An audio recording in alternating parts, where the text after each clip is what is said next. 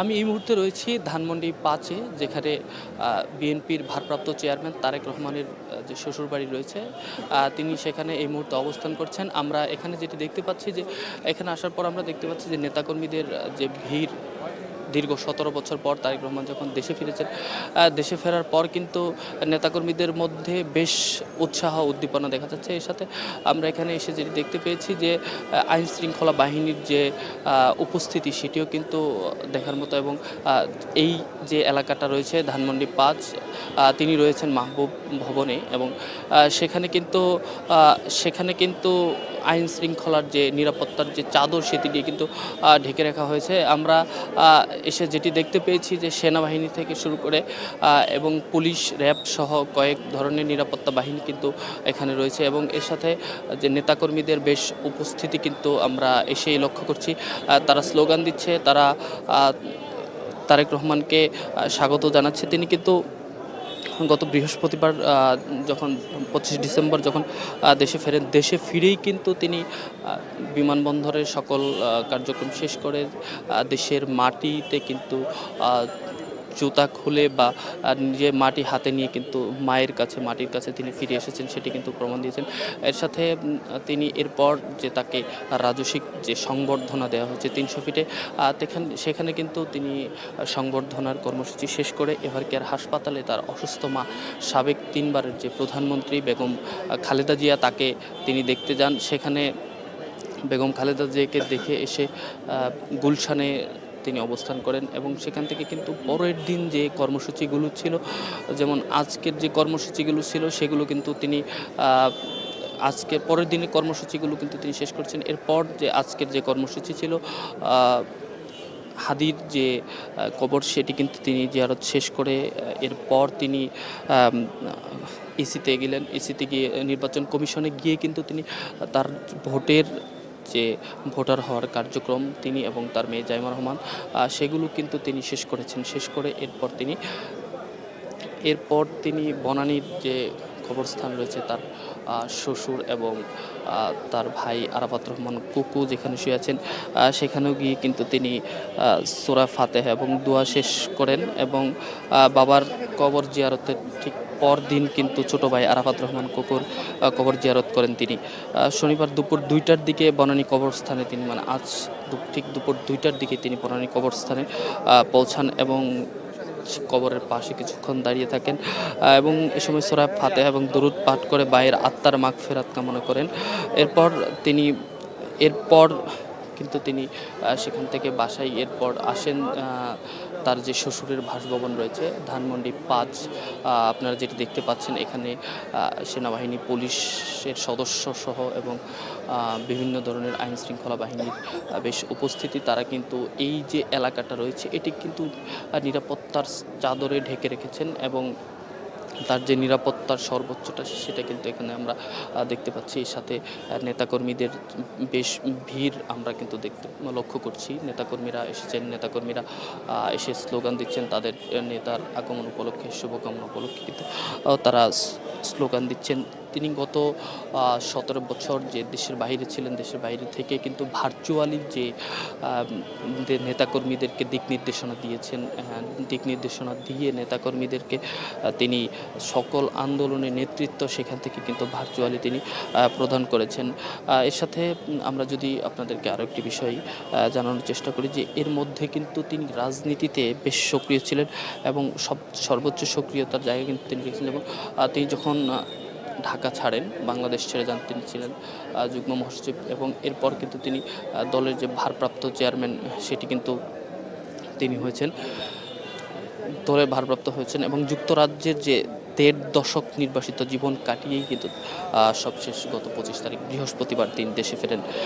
সংবর্ধনা এবং বক্তৃতা শেষে মা খালেদা জিয়াকে দেখতে কিন্তু তিনি এভারকেয়ার হাসপাতালে যান। পরদিন বিকেলে বিএনপির যে প্রতিষ্ঠাতা চেয়ারম্যান রয়েছে, বিএনপির প্রতিষ্ঠাতা চেয়ারম্যান শহীদ জিয়াউর রহমান, তার কবর জিয়ারত শেষ করে তিনি সাভারের জাতীয় স্মৃতিসৌধে পৌঁছান।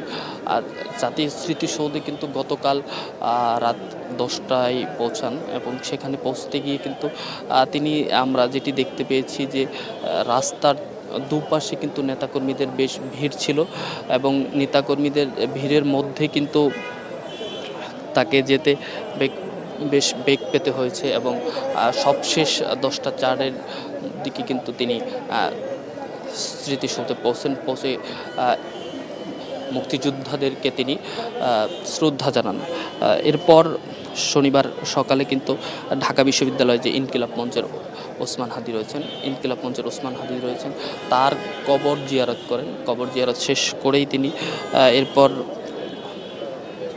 জাতীয় কবি নজরুল ইসলামের কবরও তিনি তখনই জিয়ারত করে। এদিনই তিনি কিন্তু আজকেই তিনি আনুষ্ঠানিকভাবে ভোটার হওয়ার জন্য যান এবং এরপর আমরা যে দেখতে পেয়েছি যে গতকাল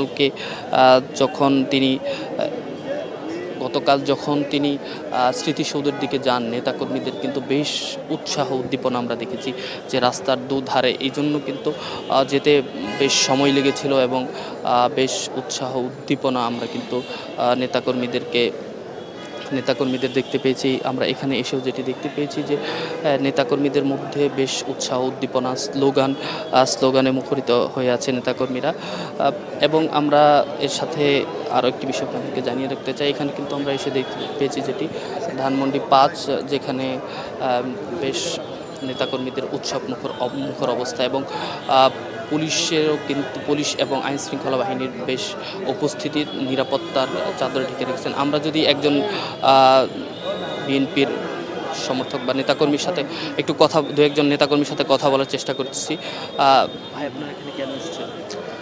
আসলে আমরা এখানে এসেছি দীর্ঘ 17 বছর 18 বছর পরে আমাদের সকলেরই আশা আকাঙ্ক্ষার জায়গা, যেটা বিএনপি এবং বিএনপি অঙ্গ সংগঠনের, এবং এখন বিএনপি শুধু সীমাবদ্ধ নাই, বাংলাদেশে 18 কোটি জনগণেরই আশা আকাঙ্ক্ষার এবং ভরসার জায়গা বিএনপির ভারপ্রাপ্ত চেয়ারম্যান জনাব তারেক রহমান।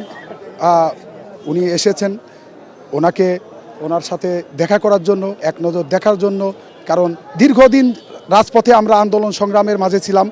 এই রাজপথে থাকাকালীন সময় উনি সবসময় আমাদের নেতাকর্মীদের, প্রত্যেকটা নেতাকর্মীর খোঁজ খবর রেখেছেন। কোনো নেতাকর্মী জেলে গিয়ে থাকলে তার বাসার সাথে, তার ফ্যামিলির সাথে, গার্জিয়ানের সাথে কথা বলেছেন। আমি নিজেই দীর্ঘদিন জেলে ছিলাম, সাজাপ্রাপ্ত ছিলাম, তখন আমার ফ্যামিলিকে যত দূর সাপোর্ট দেওয়ার দরকার সাপোর্ট দেওয়া এবং মানসিকভাবে স্বস্তির জন্য তার পাশে থাকা, আমার ফ্যামিলির পাশে থাকার জন্য উনি প্রতিশ্রুতিবদ্ধ ছিল। এটার থেকে আর কি পাওয়া যে বিএনপির আগামীর ভবিষ্যৎ চেয়ারম্যান, ভবিষ্যৎ প্রধানমন্ত্রী, তার সান্নিধ্যে আমরা দীর্ঘদিন দলের কাজ করতে পেরেছি। সে আমাদের খোঁজখবর রেখেছেন।